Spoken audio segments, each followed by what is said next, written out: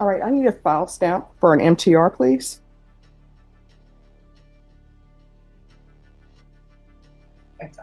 Yep.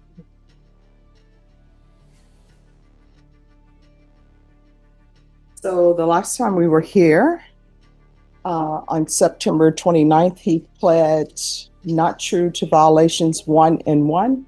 So is that still the case? No, Your Honor. My client wishes to change his plea to true to both the allegations. All right. A man on probation for aggravated assault with a deadly weapon faces the same judge again. Only this time, there's no more mercy left to give. Watch what happens as Austin Zachary Gibson pleads true and begs for another chance. So we're going to go on the record. The court is calling 2019 CR 8096 State versus Austin Zachary Mark Gibson. Can I have parties announced for the record for the state? Lauren Espinoza. Andrew Fraley to the defendant. And are you Austin Zachary Mark Gibson? Yes, Your Honor. Did you review the document entitled Motion to Enter Adjudication of Guilt and Revoke Community Supervision with your attorney? Did you understand it? Yes, Your Honor. Are you the same Austin Zachary Mark Gibson who was placed on deferred adjudication in 2019 CR 8096 for the offense of aggravated assault with a deadly weapon on February 21st, 2020 for a period of 7 years? Is that you? Yes, Your Honor. All right, state. Your Honor, violated condition number 1, on or about the 31st day of August 2025 in Bexar County, Texas. The defendant, Austin Zachary Mark Gibson, committed the offense of criminal trespass in violation of condition number 1. How do you plead to that? True. Violated condition number 1, on or about the 31st day of August 2025 in Bexar County, Texas. The defendant, Austin Zachary Mark Gibson, committed the offense of criminal mischief greater than or equal to 750 less than 2,500 in violation of condition number 1. How do you plead to that? True, Your Honor. Did you understand by pleading true to violations 1 and 1, the court could find it true, grant the motion, find you guilty, sentence you up to 20 years in the prison and up to a $10,000 fine? Yes, Your Honor. Knowing that, do you still wish to plead true to violation of conditions 1 and 1? Yes. Court will find violations of conditions 1 and 1 true. State, what are you recommending? Your Honor, at this time, state is recommending that you grant state's motion to revoke, enter an adjudication of guilt, and sentence to 7 years in the prison. This hearing isn't just about a technical violation. The judge is deciding whether to revoke Gibson's deferred adjudication, meaning he could walk out or walk straight to prison for up to 20 years. And defense, what are you requesting? Judge, we're requesting to continue. My client would like to address the court. All right, can you raise your right hand? Do you solemnly swear affirm the testimony you give will be the truth and nothing but the truth, so help you God? I do. All right, you can lower your hand, state your name for the record. Austin Zachary Mark Gibson. All right, so what do you wish to say to the court? I just want to tell you that I do accept a full range of, full responsibility for it all, and I do apologize to you. When asked to speak, Gibson doesn't deny his mistakes. Instead, he opens up about mental health, medication lapses, and trying to do better. It's rare, a raw, humble plea for help in open court. You in the court, and the persons of that business. I did react like this due to, lack of consistency on my medications. I do ask that I can get the help to get this correct. I have a meeting scheduled with Miss Amanda at CHDS. I apologize. I'm going to ask a couple of questions and go back. Before we talk about Amanda from Center for Healthcare Services, talk about what happened. You said you were inconsistent on your medication. Yes. You want to be more specific?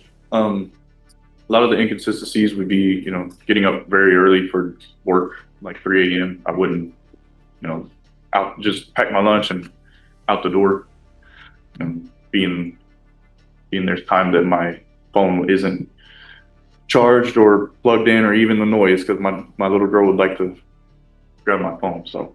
And so you basically stopped taking medication. Yes. And ever since you got clean and sober, when did you get sober? I've been sober for a good while.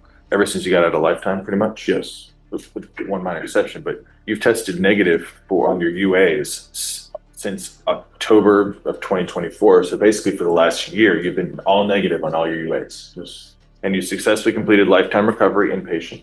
Yes, sir. Successfully completed SATF before that. Yes, sir. You had done the outpatient program before. Yes. Completed your UAs in the last year successfully. Done private outpatient with Lifetime, is that correct? Yes. And you're The judge listens carefully. He doesn't interrupt, he probes. He's heard hundreds of excuses before, but he's looking for honesty, accountability, and a reason to believe this time is different. behind on your fees though, is that correct? Yes. But I do have employment. Yeah, but go ahead. I do have employment that I can catch that up. I did have a vehicle that had a lot of issues, and it took a lot of my money, and that's why I couldn't stay consistent on the payments. But this job that I do know is a second chance employer. They have accepted me for employment. And so since you got off your medication, that's the real problem you're having. Yes. And what happened with this specific incident? It was just time of day. It was hot. I just got frustrated. I outlashed towards just an inanimate object rather than a person, and broke the fence. And I was looking for water for my radiator because I thought it was the radiator that had failed, but it was the water pump. So I tried to put water into the reservoir so that it could feed back into the radiator, but I didn't find nothing but like maybe a quarter of a cup. But what happened was you were trying to fix that. Yeah, I wanted to fix that, and I couldn't find a water faucet that worked. So I said, oh, you know what? I already broke the fence. Let me go to the roof and let me see if I can find a run valve for the HVAC system. Gibson blames his actions on being off his prescribed medication, but the court pushes back. What does that have to do with breaking a fence and trespassing? The gap between intention and action grows clearer. Well, I found one. I tried to turn it, and it didn't work. So when I stood up, I slipped, and I kicked the piping right there. And what does that have to do with you being off your medication? Talk to the judge about that. That's just me. My mood swings have been. It's been a lot of up and down, and I never really understood how to talk to anybody about that. I would like to try to talk to my team there at the Center for Healthcare Service, but when I do call, a lot of the numbers, either when I call they answer and hang up, or it sounds like a fax machine, like a beep boop beep boop boop. I have a question.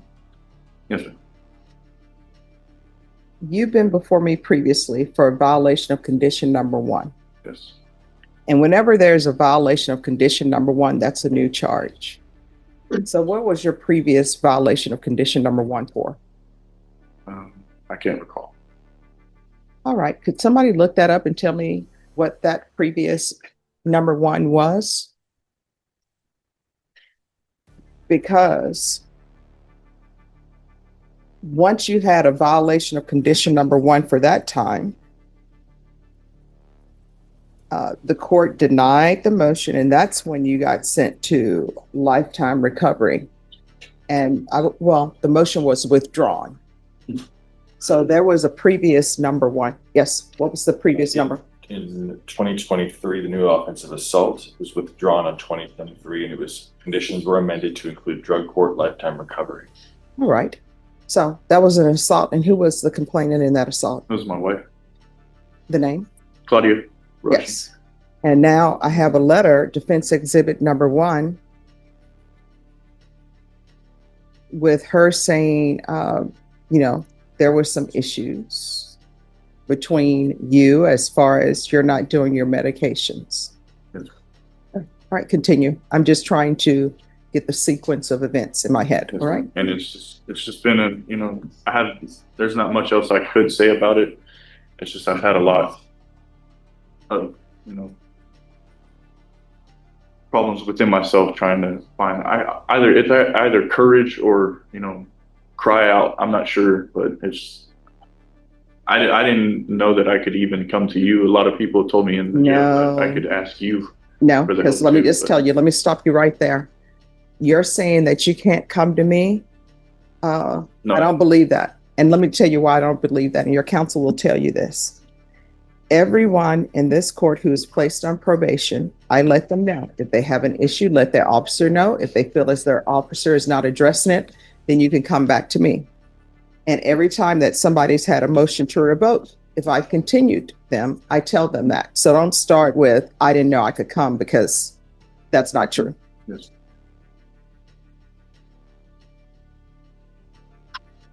Yes. And my plan is to get with Miss Andrea at Center for Healthcare Service, and explain to her my, issues that I've had personally, and see who she could get in touch with. Then comes the twist. This isn't his first violation. The court recalls a previous assault case involving his wife, Claudia. The old wounds reopen, and now the judge has the full history in front of him. With the care team over there that I can follow through with. Austin, if I could interrupt you, you met with somebody 2 weeks ago from Center for Healthcare Services since you've been in custody, is that correct? Yes. And when you met with her, she talked to you about if you're released, if the judge is kind enough to continue you can go to Center for Healthcare Services. Yes. And they will plan a treatment and care team around you. Yes. That's what you told me. Yes, they will. So it's not so much of, you're going to talk to her when you get out, but you've actually met with her, and yes, and she's told me and 4 other gentlemen that they would do that. And so what you're asking the court, and I'm asking the court if you could kindly reinstate, if not, I accept full range of the punishment of my problems here. All right. State, any questions? Briefly, Your Honor. Mr. Gibson, Yes, ma'am. at any point during this inconsistency you refer to, did you inform your probation officer? Say again? At any point during this time of inconsistency, did you inform your probation officer of that inconsistency? It's been she's a very hard woman to get a hold of to start with. So, I mean, I would like to talk to her. Like I would want to tell her things like that, but she would always say like, no, that's not for me to deal with. But my question is, did you make a text? Yes. Okay. And then prior to August 31st, 2025, did you have contact with Center for Healthcare Services regarding this inconsistency? Or did you make a text too? Yes. Yes. You mentioned that you were attempting to get water, correct? Yes. On or about August 31st, 2025, was the Wallace Bank open? No. Were there I other don't think- businesses around? There was a Jason's Deli, I believe, but I had asked somebody like from the parking lot, like, hey, can you help me with some water? They looked at me like I was crazy, so I was like, I'm not even gonna attempt to. Would you agree with me when you jumped the fence for the Wallace Bank, you had 2 jugs of water with you? No, I had an empty bottle. So at no point you didn't pour water on yourself throughout the time? I poured water on myself, yes, but that was very hot water. So you would agree you came Yeah, to the Wallace Bank with yes, water? with water, yes. But I needed more water. Mr. Gibson, would you agree with me the best way for someone to learn a lesson about consequences for them to take full responsibility for their actions? Yes. No further questions. nothing further. All right. So probation on this case, can you tell me, was there any restitution that was due Vincent Arias and Victor Toro? All right. So, Mr. Gibson, what I can tell you is I read the letter from Miss Rushing. There is nothing else I can do to help you. And let me explain to you why. This is not your first motion to revoke. And each motion to revoke that you've had with me has been your having a new case. So the first time, you're, of course, on deferred adjudication for aggravated assault with a deadly weapon. And the first time was an assaultive case against, you say, your current wife. And that motion was withdrawn. I'm assuming it was withdrawn because maybe she didn't want to come forward, or maybe there wasn't enough evidence. I'm not saying either way. I'm just saying that with regards to that issue was addressed by withdrawing the motion. And when that motion was withdrawn, the first thing was a referral to felony drug court. And if you were not accepted there, a referral to lifetime recovery. And before that, you were sent to SATF. So there is, and then, well, actually, you've had more than one motion to revoke. So you had a motion to revoke in 2020. That was a violation of condition number 1. The court found that true after your plea of true. You were denied an alternate amended with a TAP evaluation follow recommendation. Then on November 2020, you're like, hey, I'm ready for treatment. Let me do it. And I said, okay. And that's when you were with your new wife, and there was supposed to be no harmful or injurious contact with her. And then after that happened, then there was a motion to revoke that was withdrawn, and they alternately amended conditions to include no contact with Claudia rushing.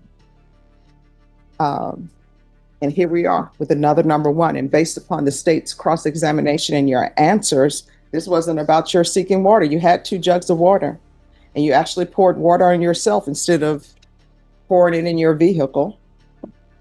So, as previously stated, the court is finding 1 and 1 true. The court is going to find you guilty. The court will revoke you. There's an affirmative finding of deadly weapon. There's to be no residing in any household with minors. Why is that? There is to be no unsupervised contact with minors.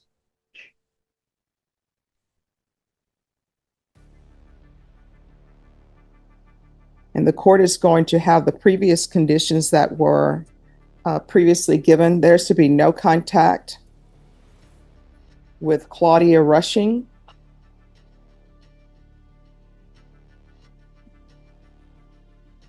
Vincent Arias.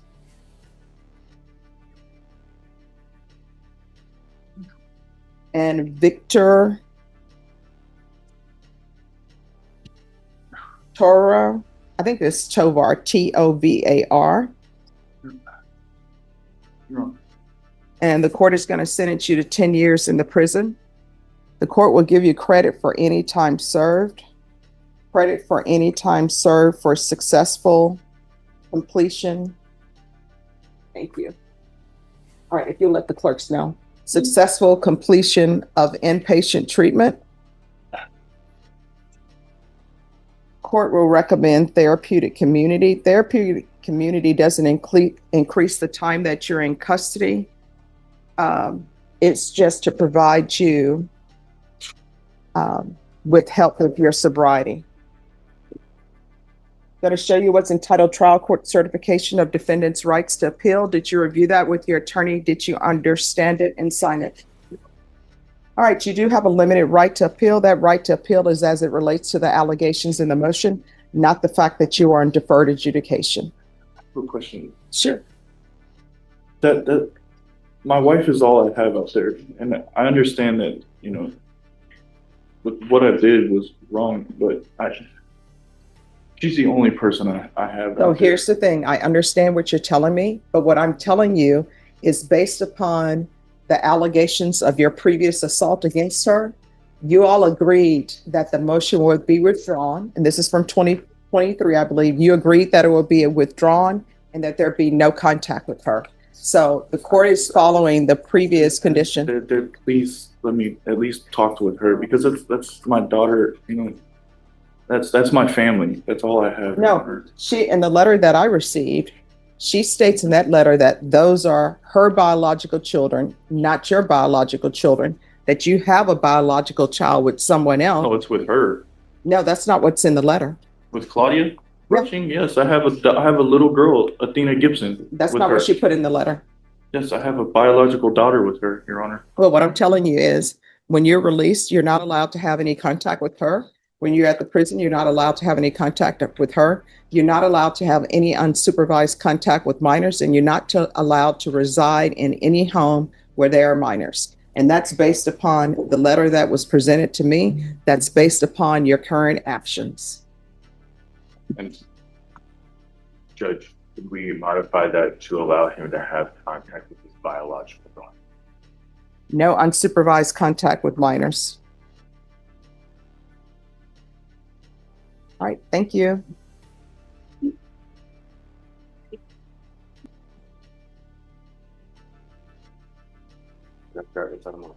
Oh, you heard. Just giving you a heads up on this one. We had filed a motion to reduce bond I've spoken to the state. Other factors have come up. We are withdrawing the motion. All right. So we'll go on the record. The court is called 2025 PF 35204, State versus Christian Garza for the defense. John Pettis. And are you Mr. Garza? All right. And defense, you have a motion for bond reduction that has been filed. And what is the status? We're withdrawing that motion. All right. Then the motion will be withdrawn. Is there anything else? No, Judge. All right. Thank you. Thank you.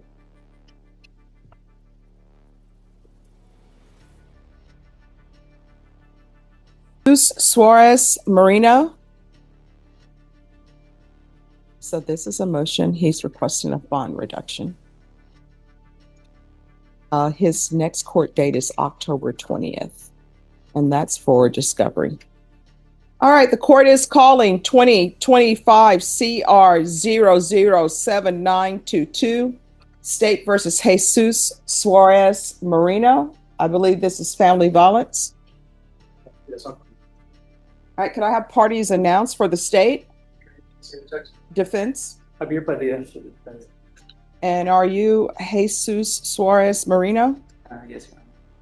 All right, so his current bond is set at $125,000. What are you requesting for the reduction of bond? Well, Judge, I think 50,000 would be fair. All right, so you're requesting 50,000. And state, are you going to be opposed to the reduction? Yes, we are, Your Honor.